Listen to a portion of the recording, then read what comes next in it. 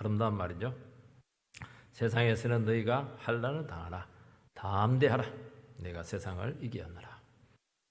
세상에서는 너희가 여러 가지 질병과 고통을 당하나 담대하라. 이미 이긴 게임을 하고 있다. 이 말씀으로 우리 처소에서 예배드리는 우리 성도님 큰 위로가 되기를 축복합니다. 사람은 살아가면서 열심히 살지만은 한계를 느낄 때가 있습니다. 내 한계는 여기까지구나. 열심히 해도 더 이상 안 되는구나. 이게 인생의 고비죠. 인생의 고비. 그래서 그 주어진 그 부담을 넘어서지 못하면 거기서 인생은 수도비 되는 겁니다. 신앙세계도 마찬가지죠.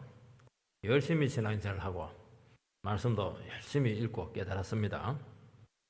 근데 뚜껑을 딱 읽어보니까 시험을 쳐보니까 현실에 부딪혀 보니까 너무 쉽게 넘어지는 겁니다.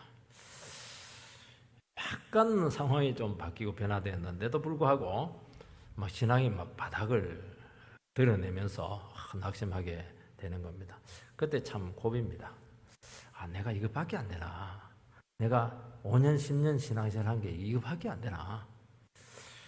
그래서 굉장히 그 스스로에 대해서 실망을 한다는 겁니다. 주님께서 떠나실 때를 아시고 많은 말씀으로 제자들을 준비시킵니다. 그거 보면 참 주님이 얼마나 치밀하신 분인가 하는 것을 알 수가 있습니다. 제자들이 뭐 준비시켜서 달라 했습니까? 뭐 이런 일이 생길 거라는 제자들은 생각도 못하고 있는데 주님께서는 시간에 따라서 상황에 따라서 앞으로 진행된 모든 것들을 전부 다 예측을 하시고 모든 것을 이해를 하든 못하든 다 말씀을 했습니다.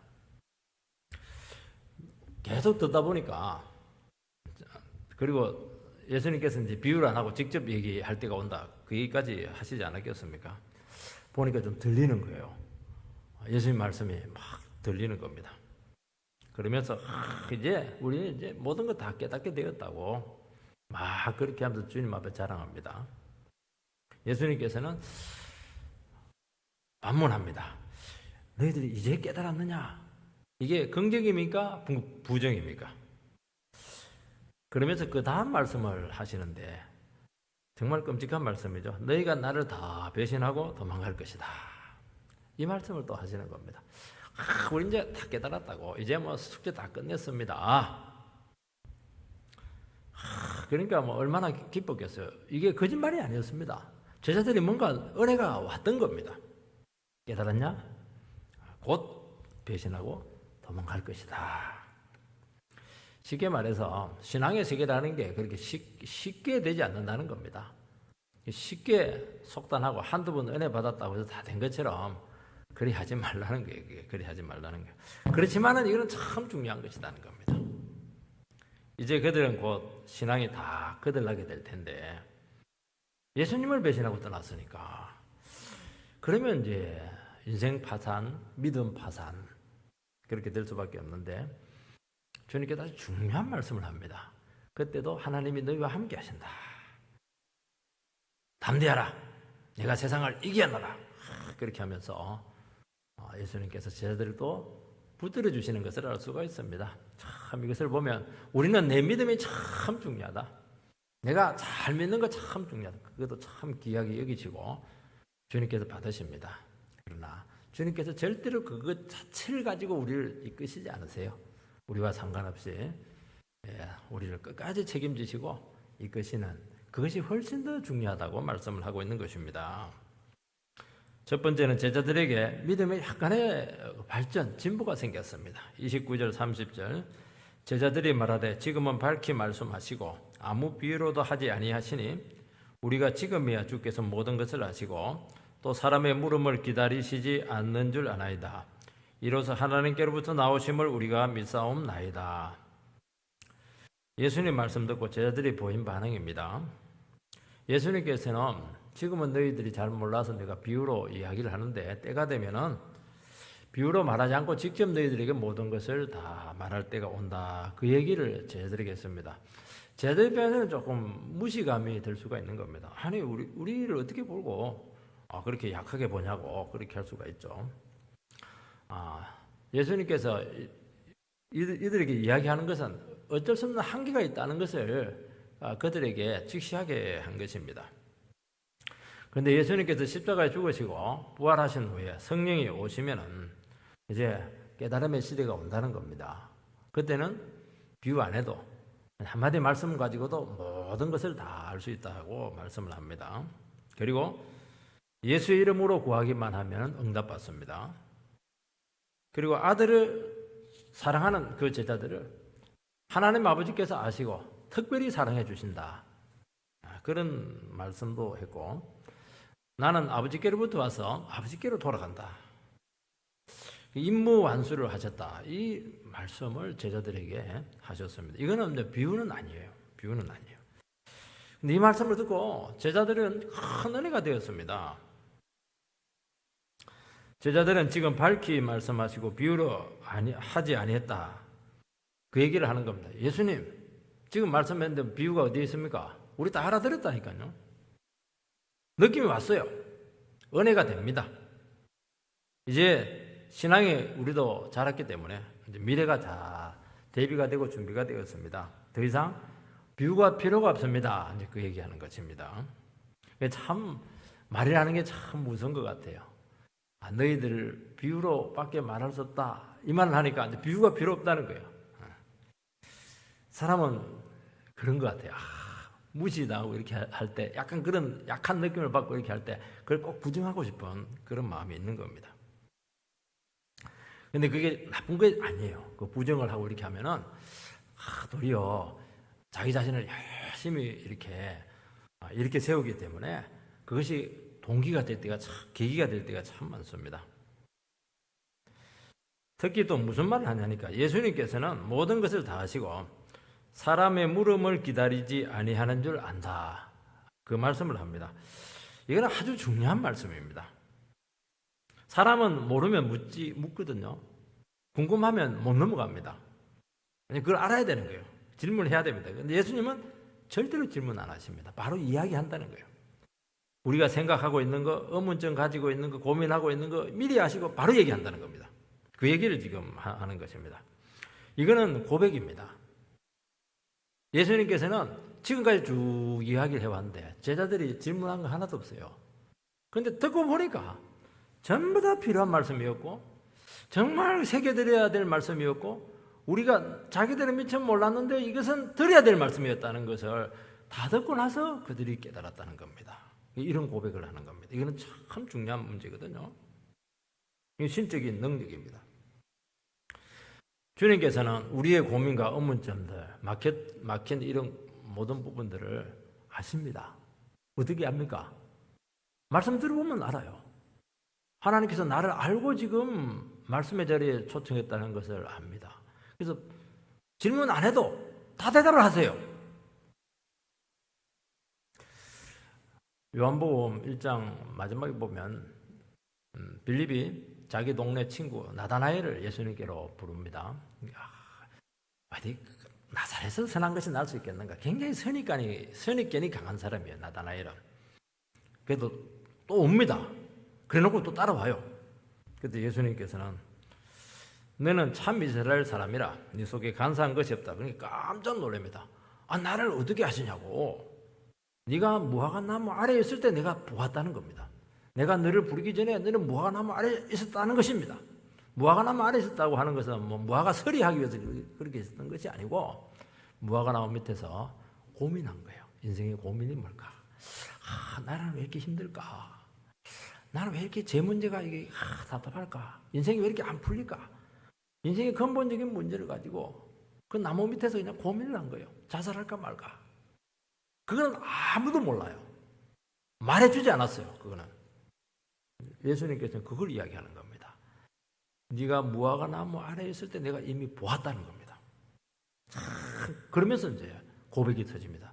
당신은 참 이스라엘의 임금님이시라고. 그때 예수님께서 한 발자국 더 나갑니다.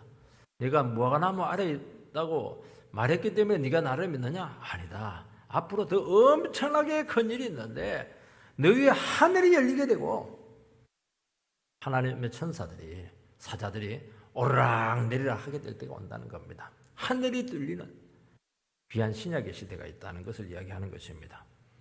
그 예수님께서는 과거도 아셨고 현재의 그의 모습도 아셨고 네가 앞으로 어떤 모습으로 될 것인가 장래도 다 아시고 이거는 전혀 나타나엘이 예상하지 못했던 완전히 딴 세계의 지금 이야기를 듣는 겁니다. 근데 듣고 보니까 이게 나타나엘이 들어야 될 너무너무 중요한 이야기였다는 겁니다. 그 얘기를 하는 거예요. 제자들은 전부 다 그런 경험을 다 가지고 있었다는 것을 알 수가 있습니다.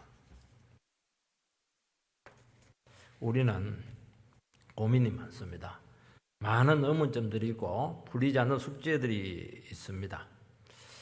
만약에 여러분들께서 이런 고민과 의문과 숙제들이 안 풀렸다. 5년 신앙생활하고 10년 신앙생활을 했는데도 하나도 풀린 게 없다. 그런 분들 계십니까? 아마 속으로 한번 손을 들어보시기 바랍니다. 안 그래요? 너무 많은 숙제들이 있었습니다. 너무 많은 고민들, 의문들이 있었습니다. 그런데 너무 신기한 것은 100% 완전히 답을 얻었습니다. 우리는 과거에 많은 어려움들, 상처들, 아픔들이 있었습니다. 그 전부 다 주님께서 다 답을 주었고 치료해 주었습니다. 우리는 앞으로 미래가 어떻게 될지는 몰라요. 불안합니다. 주님께서는 이미 우리가 앞으로 어떻게 될 것인가, 너희들이 잘 될 거, 영광 받을 거 수도 없이 이야기했다는 겁니다. 그렇지 않나요? 그러니까 우리가 믿음 생활하고 있는 것입니다. 미처 예상하지 못했던 문제들 많거든요. 말씀 들을 때마다 놀랍니다. 아니 어떻게 이런 말씀을 꼭 필요한 말이었는데 나는 이게 대해서 뭐 생각도 못했는데 이것까지 주님께서 나에게 다 이렇게 깨닫게 하시고 답까지 다 주시고 그러면서 우리가 주님을 만나는 겁니다. 이게 인격적으로 만나는 거거든요. 내 인생 최고의 고민, 아무도 모르는 나의 깊은 문제들, 그분이 나를 알고 있을 때 어떻게 우리가 하나님의 아들 되심을 거부할 수가 있겠습니까? 우리는 인생을 살면서 많은 고민이 있고 풀리지 않는 숙제를 가지고 있습니다. 이것은 오직 주님을 만났을 때 다 풀리고 답을 얻고 해소가 될 줄 믿습니다. 그러니까 우리가 예수 만나기 전까지는 이유 불문하고 막 계속 헤매는 겁니다. 계속 방황하는 겁니다. 방황하는지도 몰라요. 지내놓고 보니까 이게 막 그렇게 방황하고 헤맨 겁니다. 세상은 왜 이렇게 불합리한지, 나는 왜 제대로 안 되는지, 내가 왜 사는지, 이게 뭐 안 풀릴 줄 아니까 고민 자체도 안 하고 그냥 세상에 빠져 사는 경우가 참 많다는 겁니다. 이 모든 것들은 어쩔 수가 없어요. 그분만이 우리에게 말씀을 해주실 수밖에 없습니다. 제가 제일 어려움을 겪었던 게 뭐냐면 인생의 그 가치관을 정립하는 문제였습니다. 최선을 다해서 살자, 열심히 살자, 다른 사람을 돕자. 좋은 말은 있는데 이게 나에게 전혀 피부에 와닿지 않았어요. 근데 그 미대하고 의미 있고 가치 있게 사는 분들의 그 전기를 읽어보고 그들의 삶을 보면은 뚜렷한 삶의 그 인생 철학이 있다는 것을 알게 되었습니다. 근데 저는 이게 안 되는 거예요. 아무리 말을 듣고 또 뭐 이거 책을 읽고 이렇게 해도 안 돼요. 그 주관이 생기지 않으니까 중심이 흔들리는 겁니다. 중심이 왔다 갔다 하는 겁니다. 중심이 왔다 갔다 하면 어떻게 됩니까? 배가 딱 중심을 잡아야지. 배가 휘청휘청 하면은 이게 큰 파도 한 번 만나면 난파되는 것이거든요. 그거는 뭐 딱 틀림없는 저의 인생의 모습이었습니다. 주님 만났을 때 말씀 속에서 내 자신을 찾고 삶의 목적을 찾고 인생 철학을 알게 되었고 이제 조금 흔들리지만 절대로 난파당하지 않아요. 중심이 딱 생겼거든요. 이걸 지금 이야기하고 있는 것입니다. 제자들이 말씀을 해받고 뭔가를 깨달았습니다. 제자들의 이 고백은 예수님 듣기 좋으라고 하신 말이 아니고 정말 순수하고 그들은 진지했습니다. 그렇지만 그 고백은 완전하지 않았습니다. 왜냐하면 아직 예수님께서 예정하신 때가 오지 않았기 때문입니다. 제자들은 막 굉장히 성급하게 속단했습니다. 이제 비유로 말 안 해도 됩니다. 비유로 말하지 않았죠? 예수님께 직접 우리에게 말했는데 우리 다 알아들었다니까요. 얼마나 은혜가 됐는지 모릅니다. 그리고 주님께서는 아버지께로부터 왔다가 아버지께로 가는 거 우리 다 알아들어요. 하나님의 아들이시라는 거죠? 우리 다 알고 있습니다.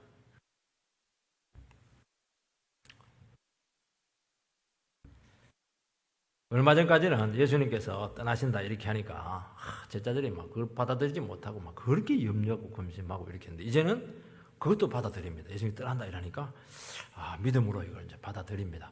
떠나더라도 영원히 떠나는 것이 아니고 우리에게 좋은 일이 생길 거야. 얼마나 큰 믿음의 진보가 그들에게 생겼습니까? 그러나 그들의 그 진보는 아직도 비상적입니다. 쪽 알맹이는 빠졌습니다. 예수님께서 오셨다 가실 때 십자가 죽음이 있고 부활의 능력이 있다는 거 그건 몰라요. 그 엄청난 사건을 모르고 그 순간에 와도 그들은 그것을 이해하거나 인정하지 않습니다. 약간 발전했어요. 그렇지만 주님께서 그것도 귀하게 여기시고 받으십니다. 그렇지만 너무 연약하다는 겁니다. 그 고백 가지고는 십자가 너희들 통과하지 못한다고 말씀하고 있는 것입니다. 31절 말씀을 보면 예수께서 대답하시되 이제는 너희가 믿느냐? 예수님께서는 도리어 반문합니다. 우리 이제 은혜 많이 받았어요. 이제 우리 다 통합니다. 예수님께서는 이제는 믿느냐? 이게 긍정을 하는 것입니까? 부정을 하는 것입니까? 반반인 것 같아요. 이제 너희가 믿느냐? 드디어 믿는다 너희들. 그 다 믿은 것 아니다. 두 가지 게 다 있는 겁니다 지금. 제자들은 자기 자신의 고백을 대단하게 여겼지만은 예수님이 봤을 때는 그 인정하지만은 그 작은 진보에 불과하다는 것입니다. 여러분 신앙의 세계는 놀라운 게 있습니다. 신앙의 세계 이거는 세상에 없는 것이기 때문에 작은 깨달음, 작은 체험, 작은 기도의 응답도요 우리에게는요 엄청나게 큰 충격입니다. 왜냐하면 그것도 하나님이 하신 것이거든요. 그때 우리는 막 세상을 다 얻은 것 같습니다. 하나님이 나의 기도에 응답을 해주시고 하나님께서 나에게 이런 말씀에 그런 빛을 비춰주시고 그때 모든 것을 다 한 것 같은 그런 착각을 일으키게 된다는 것입니다. 어리지만은 은혜 받고 지각이 열리고 말씀을 깨닫습니다. 근데 현실로 오면은 도로 원래 모습입니다. 그게 우리의 모습이에요. 그때는 너무 은혜 받은 것 같은데 이번 주일날 예배 드리면서 막 나 인생 문제 다 풀렸어. 큰 은혜 받아서. 아니요, 바로 월요일날 헤맵니다. 근데 이게 참 중요하다는 것이고 주님께서 이것도 믿음으로 받으십니다. 우리는 막 말씀 듣고 100% 막 순종하고 그 다음 주일 왔을 때 막 개성가를 부르고 이렇게 하면 좋은데 늘 와가지고 주님 실패했어요. 나는 안 되는가 봐요. 어떻게 하면 좋아요? 안다는 겁니다. 예수님께서. 그렇지만은 그 믿음도 귀하다는 겁니다. 이런 반복적인 경험을 통해서 신앙이 조금씩 자라고 열린다는 겁니다. 그러면서 교만하지 말라는 겁니다. 그 전에 기가 닿도록 들은 말씀이었습니다. 늘 하는 말이 은혜 주시고 함께 하시고 응답 주시고 축복하신다는 거 아니겠습니까? 이제 평상시에는 그냥 듣습니다. 더디 믿습니다. 다 한 것 같은데 제대로 아는 것도 아닙니다. 자기 수준에서 아는 것입니다. 자기 수준에 다 된 것 같아요. 그래서 우리 과거를 생각해 보면 내가 믿으면 제일 좋은 것 같고 내가 다 한 것 같고 그래서 사람들이 가서 막 잘하고 이렇게 했는데 부끄러워요. 너무 수준이 떨어졌는데 자기 수준에서는 대단했던 겁니다. 주님께서는 스스로 속단하거나 착각하지 말라는 겁니다. 그렇지만은 그것도 귀하다는 겁니다. 여러분 신앙생활에서 바른 믿음의 자세가 필요합니다. 우리에게 오는 깨달음들이 있습니다. 우리에게 오는 신앙의 체험들이 있습니다. 무시하면 안 돼요. 어린 아이들이 하는 작은 체험들 어른들이 무시할 가능성이 많거든요. 에이 치아라 이렇게 하는데 애들 입장에서는 그건 너무 귀한 체험이거든요. 그 인격적인 만남들 이런 것들 참 귀한 겁니다. 그러나 다 된 것은 아니다. 그 얘기를 하고 있는 것입니다. 그래서 쉽게 남에게 나서거나 가르치려고 하지 말라는 겁니다. 왜냐하면 겸손해야 되거든요. 신앙의 세계는 한도 끝도 없어요. 계속 주님 의지하고 주님께서 역사하시도록 자기 자신을 드러나는 겁니다.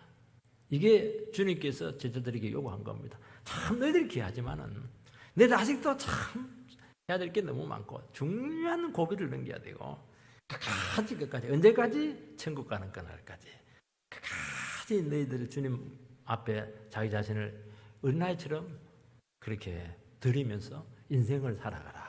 그렇게 말씀하고 있는 것입니다. 이런 식으로 신앙이 자라기 때문에 그렇게 말씀하는 것입니다. 우리는 막 바로 팍 쳐나고 싶고 막 바로 막 흔들리기 크게 팍 임하고 싶고 이렇게 한데 그럴 때도 있어요. 위기 때는 주님께서 막 부어가지고 완전히 한순간에 믿음을 전포시킬 때도 있는데 대부분은 그렇지 않아요. 우리는 자기 자신도 모를 때가 많고 다른 사람에 대해서도 잘 모릅니다.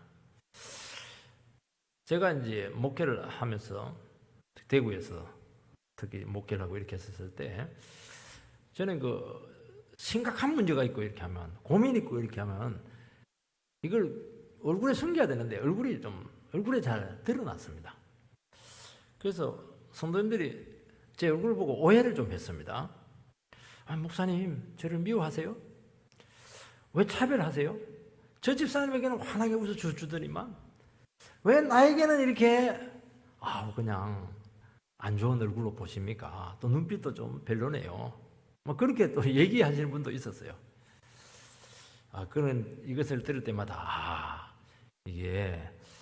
이것도 중요하구나. 이미지 관리보다도 상대방을 위해서 내 자신의 그런 표정이라든지 말이라든지 행동 이런 것들이 오해를 줄 수 있겠구나 하는 것을 내가 알게 되었고 이게 나의 부족이라는 것을 알았어요. 그래서 일부러 밝게 하려고 그 뒤로 좀 노력을 좀 많이 했습니다. 그러면서 느낀 게 뭐냐? 성도님들이 나를 전혀 모른다는 겁니다. 나는 그 집사님하고 아무 상관없는 문제로 고민하고 있었거든요. 근데 집사님은 자기 때문에 고민한다고 생각을 한 겁니다. 아니거든요. 전혀 상관이 없거든요. 사람은 그렇다는 거예요. 모르고 속단하고 모르고 그냥 짚고 넘어가고 이렇게 한다는 겁니다. 그걸 극복을 해야 되는 겁니다. 그거 여러 번 경험하게 되거든요. 그렇게 하면서 내 생각이 틀릴 수 있겠구나 하는 것을 알면서 조금 믿음이 자라게 되고 사람에 대해서 좀 자유롭게 되는 것을 알 수가 있습니다. 한 번은 여집사님이 유산을 했어요. 인공적으로. 약을 잘못 먹어서 그렇게 유산을 했습니다. 목사님이 자기를 바라보는 눈이 예사롭지가 않다는 겁니다. 이상하다는 거예요. 저는 유산을 했는지 저산을 했는지 아무것도 모르거든요. 그 양심의 가책, 이 자격지심에서 나온 것인데 스스로를 얼마나 괴롭혔겠습니까? 목사님이 또 보니까 나를 막 정죄하듯이 이렇게 보고 있거든요. 웃을 때는 좋은데 막 안 웃고 있으면 막 썩낸 듯이 보고 있고 이렇게 하니까 이게 극복이 안 됐던가 봐요. 그게 극복이 됐으면 참 좋았는데 그러면 제가 또 오해를 풀어줘야 됩니다. 저는 몰랐고 전혀 그랬고 어쩔 수 없는 그 상황에서는 막 그렇게 기도하고 넘어가십시다. 그렇게 넘어갔거든요. 그러니까 그 여집사님은 그게 또 극복이 안 되는 거예요. 이게 극복이 안 되는 거예요. 근데 이런 여러 시행착오를 통해서 우리는 사람을 알아가게 되고 다른 사람을 알아가게 되고 신앙을 우리의 현주소를 보는 겁니다. 그러면서 조금씩 우리가 넓어지고 자유롭게 되고 자란다는 것입니다. 우리는 하나님이 아닙니다. 끝까지 주님의 역사하심과 깨닫게 하심을 믿고 맡겨야 될 줄 믿습니다. 그래서 우리 예수 믿는 사람들은 예민하기 때문에 특징이 하나가 있어요. 작은 변화를 통해서 너무 속단을 해요. 미리 결론을 내리는 겁니다. 반드시 이럴 것이야. 저 집사님이 이런 말을 한 거 보니까 이번 주에 이렇게 이상하게 행동하는 거 보니까 저 이상해. 틀림없어. 자기 확신이죠. 그거 밀고 가지 마시기 바랍니다. 힘들더라도 기도하면서 물으세요.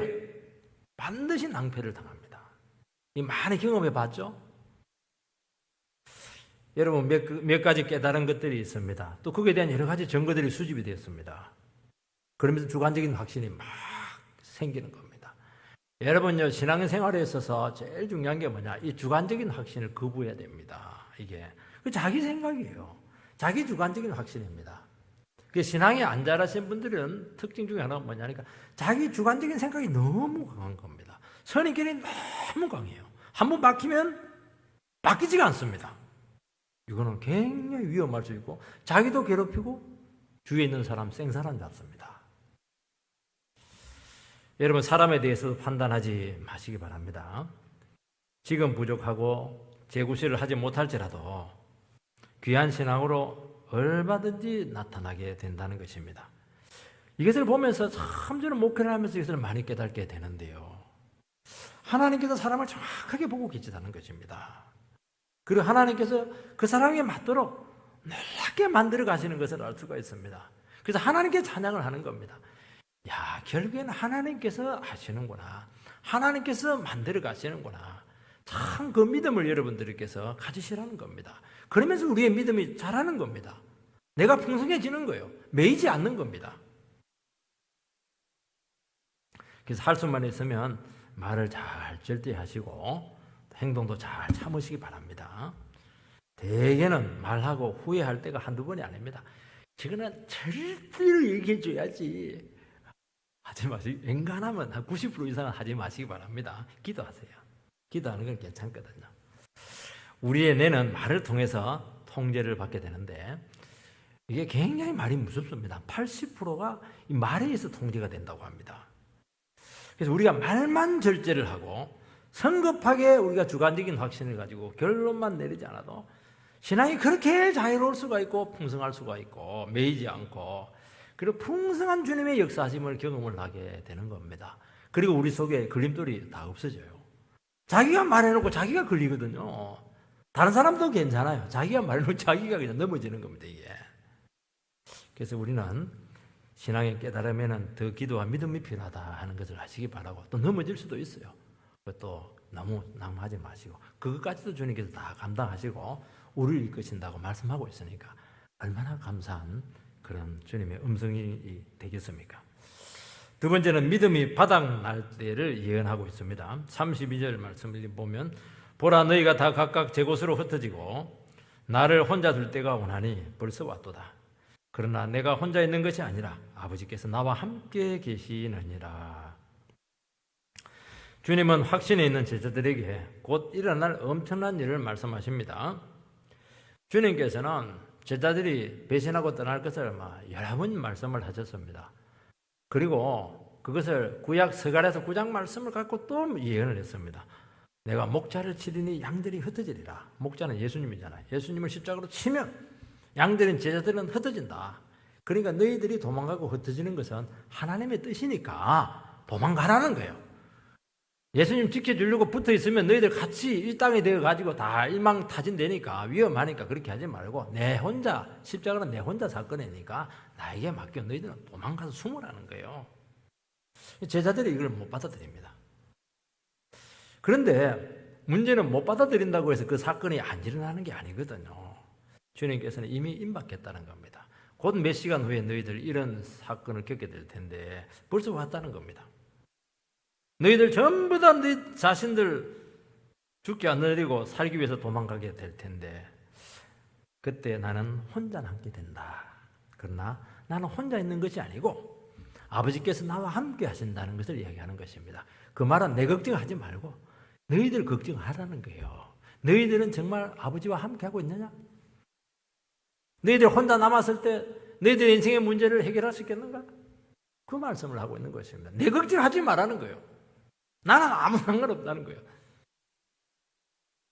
사람은 자기가 혼자라는 것을 깨닫게 되면서 존재에 대해서 고민하게 되고 알게 됩니다. 인간은 홀로 와서 홀로 있다가 홀로 가는 존재라고 말씀하고 있습니다. 이 청소년이 되면은 그전에는 부모님 모든 것입니다. 부모하고 자기하고 딱 붙어 있어요. 청소년이 되면 이제 의식이 생기면서 내가 혼자구나 하는 것을 깨닫습니다. 그래서 인생에 대해서, 미래에 대해서 아주 고민을 그때부터 하기 시작해요. 왜냐하면 인생이 만만치가 않거든요. 그리고 자기도 만만치가 않아요. 나도 모르고 인생도 모르고 세상도 모르고 아무것도 모르는 게 이게 얼마나 힘들겠습니까? 몸은 자꾸 크고 부모도 언제까지 나를 지켜줄 수가 없고 내 인생에 대해서 내가 스스로 책임을 져야 되는구나 하는 심각한 실존적인 그런 그 위기가 찾아오게 되는데 이것은 대단히 중요한 것이고 이걸 깨닫게 되면서 철이 드는 겁니다. 이제는 마음대로 행동하지 않아요. 공부를 열심히 한다든지 뭔가 달라집니다. 우리도 언젠가는 떠나야 됩니다. 여러분, 인생은 떠날 준비를 하는 것입니다. 지금 있는 자리, 좋은 자리 영원할 것 같습니까? 그거 오래 못 앉아 있어요. 내려와야 돼요. 언젠가는 내려와야 되는 것입니다. 그래서 늘 말하지 않습니까? 보따리 싸두고 일하시기 바랍니다. 어떤 분은 사표 써두고 저는 일합니다. 그렇게 하는데 그건 너무 비장하고 마음으로, 신앙적으로 하나님께서 내려오시라 하면 내려가야 되겠구나. 그래야 마음이 편안한 겁니다. 마음이 편안하게 하면 일이 잘 돼요. 그래서 쉽게 안 떠나보내게 합니다. 더 그 일을 계속하게 합니다. 왜냐하면 그 사람은 여기에 얽매이지 않았거든요. 자유한 것입니다. 여러분, 사람은 언젠가는 떠난다는 겁니다. 사랑하는 사람도 떠납니다. 인생의 동반자도 그냥 한때 친구로 있는 거예요. 이별을 해야 될 때가 온다는 겁니다.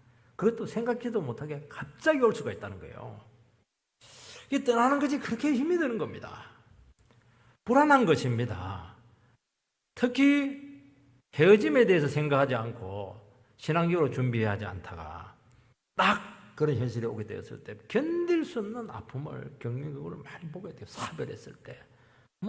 그 고통은 이루 말로 표현할 수가 없는 것이지 않겠습니까? 사람은 인생이 홀로라는 것을 몰랐기 때문에 그렇게 집착을 한 겁니다. 여러분, 다 가게 하시기 바랍니다. 다 떠나게 하시기 바랍니다. 그러면 오래오래 붙어 있을 가능성이 참 많습니다. 그래도 언젠가는 또 가야 돼요. 함께 있을 때 진정으로 사랑하는 것입니다. 그러니까 이거 떠난다는 걸 모르니까 그렇게 자기중심적으로 살아나는 겁니다. 자꾸 바꾸려고 그러고 내 입장에서 자꾸 사랑하려고 하고 요구하고 이렇게 하는 겁니다. 나중에 얼마나 후회하려고요. 있을 때 잘하라, 그 말이 여기서 나오는 겁니다. 있을 때 언제까지 있을지 당신 아느냐는 것이죠. 그러면 참 진정한 사랑을 나눌 텐데 천년만년 같이 붙었을 줄로 생각을 하니까 그렇게 이기적인 사랑을 하는 것이죠. 나 혼자 두고 먼저 가면 어떻게 나중에 울고불고 난리쳐도 소용이 없는 것입니다. 인간은 원래 홀로 만들어졌습니다. 가족도 있고 가까운 분이 있지만은 결국 혼자를 느끼게 되는 것입니다. 그래서 선뜻 외로움이 찾아와요. 배우자도 함께 할 수 없는 부분이 있습니다. 인간은 하나님이 함께하지 않으면 안 되는 존재라는 것을 그것을 통해서 배우라고 말씀하고 있는 것입니다. 우리는 눈에 보이는 것을 잃어버려요. 또 내려놓아야 될 때가 있습니다. 소외되고 배척받아서 비참한 자리에 있을 때도 있습니다. 그때 자기 존재에 대해서 생각을 하고 깨닫게 된다는 것입니다. 그때 뭘 경험을 하냐? 하나님이 나에게 정말 필요하고 하나님이 나와 함께 하셔야 된다는 것을 고백하게 되고 그리고 그때 많은 함께 하심을 체험을 한다는 겁니다. 눈에 보이는 허상들이 지금까지 너무 하나님의 자리를 가리고 있었다는 것을 알게 됩니다. 그래서 한 번씩 주님께서는 우리에게 있는 모든 허상들을 전부 다 거두어냅니다. 한 분만 딱 앞에 모시도록 내 앞에는 하나님 한 분밖에 없다 하는 것을 우리에게 드러내실 때가 있다는 것입니다. 그래서 성도는 이 고독에 익숙해져야 된다고 말씀하고 있습니다. 그리고 그 시간을 사랑해야 돼요. 고독을 견디지 못하시는 분들이 있습니다. 그때 하나님을 만나는 기회가 되라고 말씀하고 있습니다. 그래서 고독은 뭐냐? 믿음의 기회라고 말씀하고 있습니다. 여러분, 성도들은 주님과 독대할 수 있는 그 고독의 시간, 기도의 시간을 바쁘면 바쁠수록 내 인생의 일이 잘 풀리면 잘 풀수록 이걸 반드시 가져야 돼요. 이게. 왜냐하면 하나님을 만나야 되거든요. 여기서 우리 모습을 알게 되거든요. 너무 바쁘게 살았습니다. 막 삶이 그런 대로 앞만 보고 막 달렸습니다. 건강 다치고 그냥 그 입원실에 누워가지고 닌게를 꽂고 누워 있으면은 그때부터 들려요. 뭐가 들립니까? 영혼의 소리가 막 들리는 겁니다. 주님을 막 느껴지죠. 그리고 그때 기도해 주면요 눈물을 내요. 그 기도가 그 사람에게 은혜가 되는 겁니다. 그전에는 절대로 기도해 줄 수도 없죠. 인생이 한순간이구나. 그동안 내가 허상을 쫓았구나. 허망한 짓거리만 했구나. 남 좋은 일 했구나 하는 것이죠. 내가 정말 누구를 위해서 살았는가? 무엇을 위해서 살았는가? 그때 고민을 한다는 겁니다.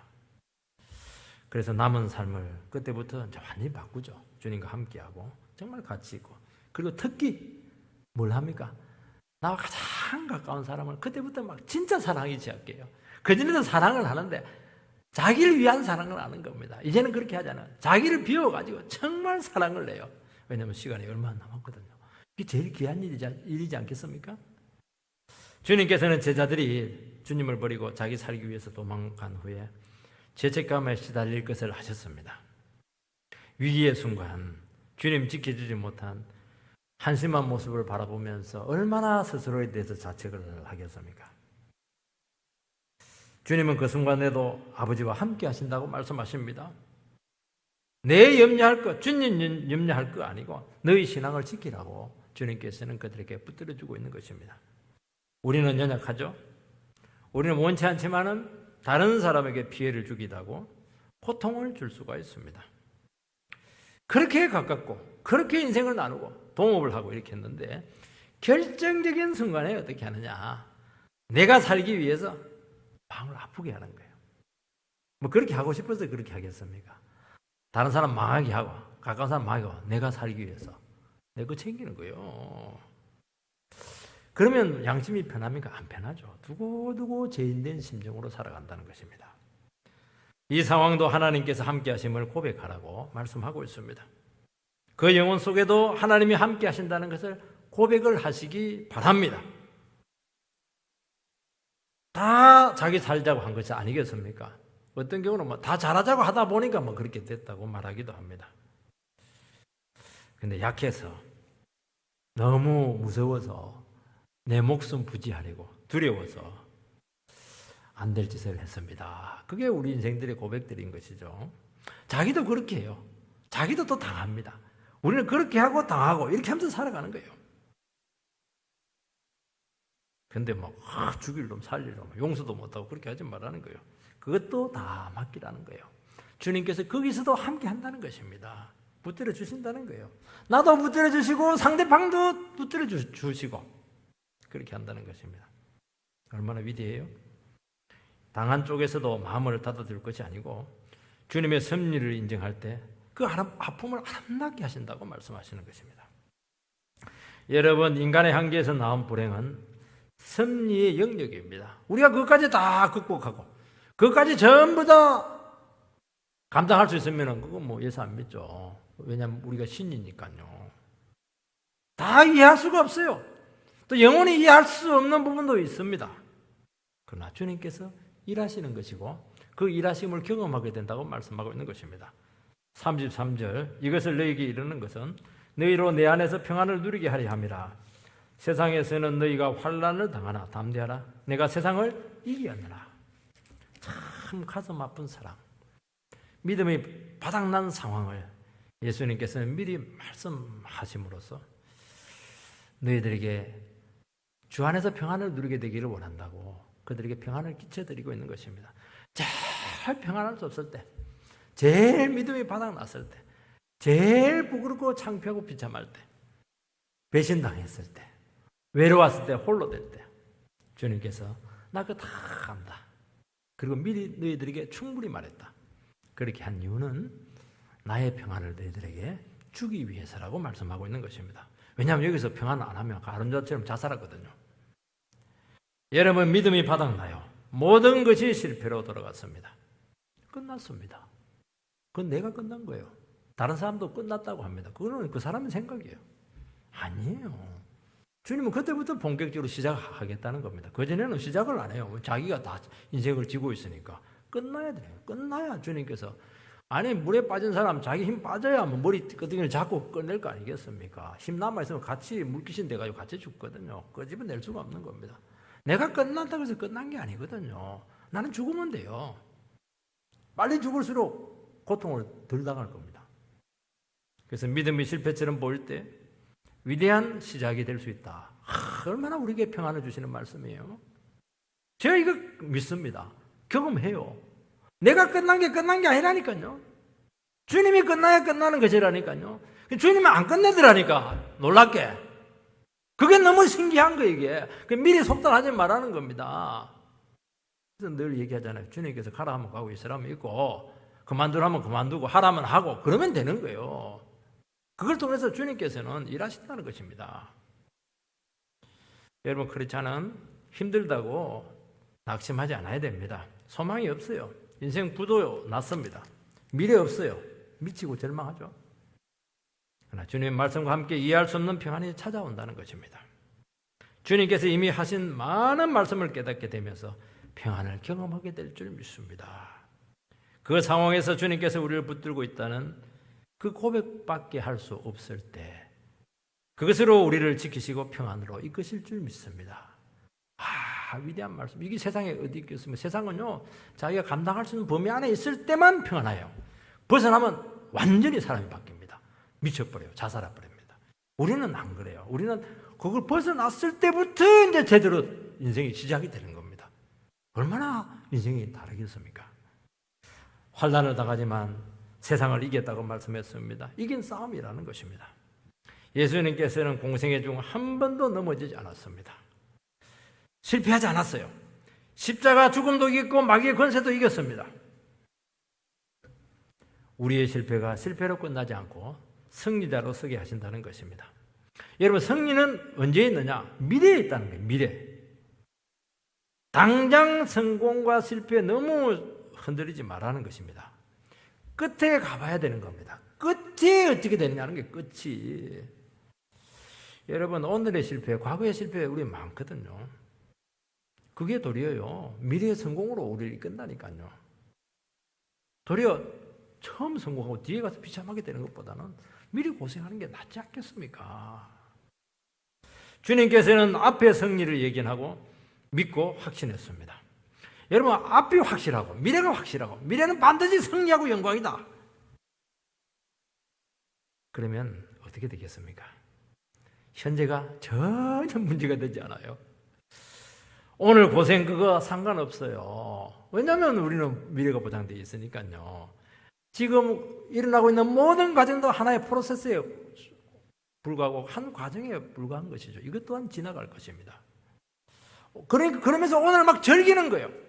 우리는 막 내 원하는 대로 다 되어야 인생을 즐기고 행복해하고 이렇게 하는데 안 그렇습니다. 그렇지 않은 데는 고난 중에서도 즐기고 아픔 가운데서도 기뻐하고 성도들과 교제 나누고 그렇게 할 수가 있는 거예요.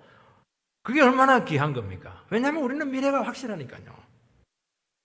지하 타협하지 않습니다. 왜냐하면 그 죄 때문에 미래 승리가 연기되고 놓칠 수가 있거든요. 그리고 막 사랑하는 거예요. 왜냐하면 사랑하는 게 너무 좋거든요.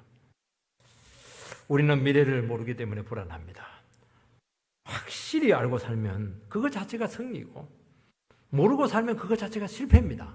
나중에 어찌 될 망정 그걸 확신하지 못하고 살면 그 자체가 이미 실패한 인생이에요. 거기서 무슨 선한 것이 나오겠습니까? 어떻게 유혹을 이기겠습니까? 우리는 확실하다니까요. 거기서부터 모든 게 다 나온다니까요.